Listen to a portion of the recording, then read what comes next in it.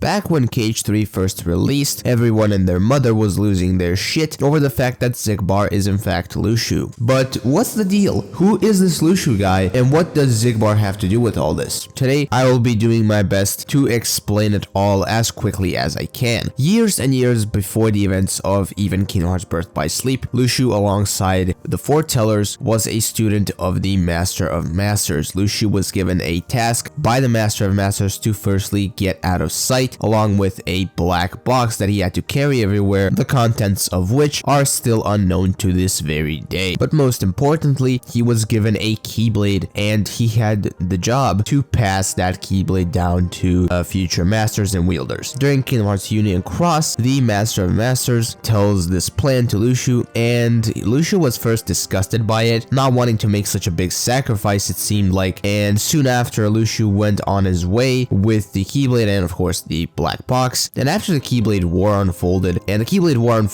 it's not really known precisely when the Keyblade War unfolded, but it was sometime a long time before Kingdom Hearts Birth by Sleep. But he continued to carry out his role and eventually passed down the Keyblade. That of course left him without his own Keyblade. And in order to keep going, since such a large amount of time had passed, he had to get rid of his body and many lives and personalities later, during which he kept tabs on the Keyblade and he watched it get passed down, all while looking after the black box. The Keyblade finally made its way to Xehanort, a young Keyblade master at the time who had a weird fascination with darkness as well as the Keyblade War itself, something that could cause problems for the Master of Masters, as he wanted to not only get rid of the darkness but to stop the Keyblade War itself. So when the Keyblade made its way into Xehanort's hands, Luxu couldn't just watch from the sidelines anymore, but it felt like he had to jump in. And also, if you're enjoying this video right now, leave a like on it and subscribe to the YouTube channel, as it would help me out a ton. We are trying to get to 1,500 subscribers by the end of this year. And sometime before Kingdom Hearts Birth by Sleep, Luxu would switch identities for who knows what time, in all honesty, and he went on to become who we know as Braig, the human form of Xigbar. He, as Braig, acted like a complete idiot, obsessed with power of the Keyblade, just as a way to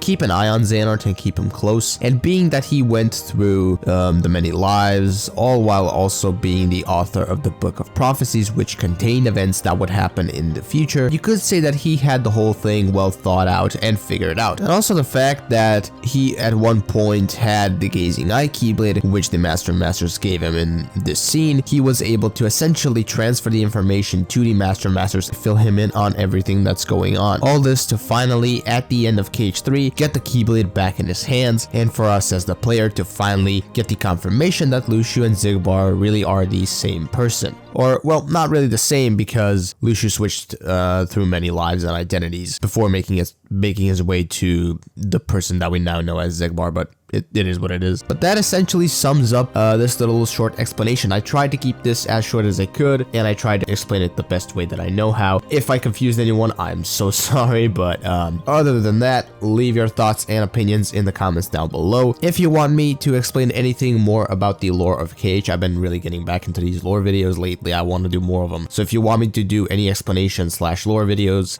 leave your ideas in the comments and I might consider them. Until the next video or stream, thank you so much for watching, and bye-bye.